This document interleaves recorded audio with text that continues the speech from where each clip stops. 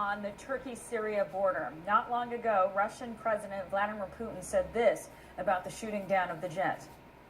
This is a stab in the back. The pilot did not threaten anyone, and the plane was shot down in Syrian airspace, just 4 kilometers from the borders of Turkey. This tragic event will have serious consequences for Russian-Turkish relations. Al Jazeera's Rory Challenge has more from Moscow. I certainly can't remember a time where Putin has spoken as forcefully as he was just an hour or so ago, or at least the broadcast was made an hour or so ago. He was talking with the Jordanian king, who has been visiting Putin in Sochi on the Black Sea down in the south of Russia. Of course, they were here to talk about Syria, but when this trip was planned, there was clearly no indication that they would be discussing something like the downing of this plane. Putin is very, very angry indeed. I can go through some of the things that he was saying. He said that, well, he basically implied that Turkey is an associate of terrorism, and this associate of terrorism has stabbed Russia in the back. He confirmed properly for the first time, from the Russian perspective at least today, that this was an attack on a Russian plane by Turkish warplanes. They used an air-to-air missile, he said.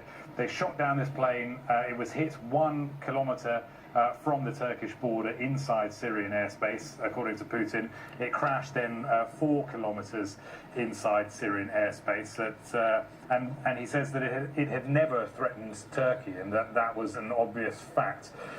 This, according to Putin, is going to be an incident that severely impacts Russian-Turkish relations. He said that Russia had always treated Turkey in a friendly way, and so whose interest was this in? Not ours, he said.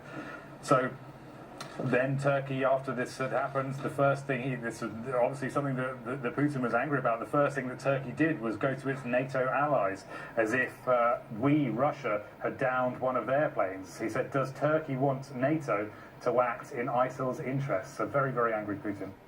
Rory Challenge reporting from Moscow. Now let's go to Al Jazeera's Libby Casey, who is live at the White House. Libby, the administration has also responded to the downing of that Russian jet. What is the Pentagon saying? Well, Stephanie, a defense official tells Al Jazeera America this morning that the U.S. has heard from its Turkish allies and that the Turks are taking responsibility for shooting down this jet. Now, this part is important. The Turks say, and are telling the U.S. that the jet was in Turkish airspace.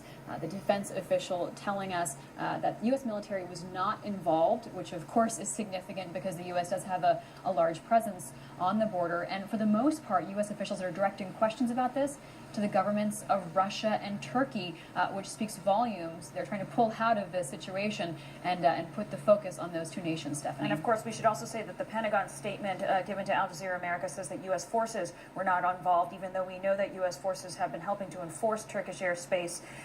Libby, that crash, I imagine, will be discussed at today's meeting between President Obama and French President Francois Hollande.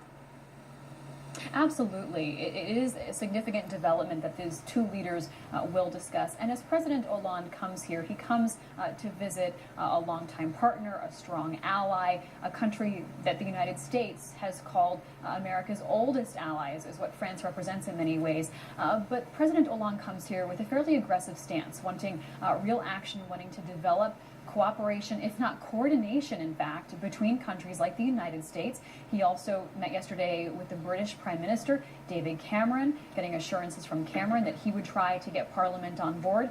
He meets also this week with Angela Merkel, Chancellor of Germany, and perhaps the biggest and most significant meeting later this week, he goes to Moscow to meet with Vladimir Putin. And so he hopes to go to that meeting in Russia with the strength of allies supporting him. We can expect President Hollande to ask the U.S. For more intel, also perhaps more resources like arms for rebels on the ground in Syria. But the U.S. has its own distinct opinions here, Stephanie, and President Obama is going to be hesitant to join any formal coalition that involves the Russians, because, of course, the Russians and the Americans want two very different things in Syria.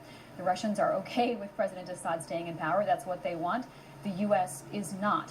So some fundamental differences that are present as part of this meeting today. Stephanie? Libby Casey at the White House.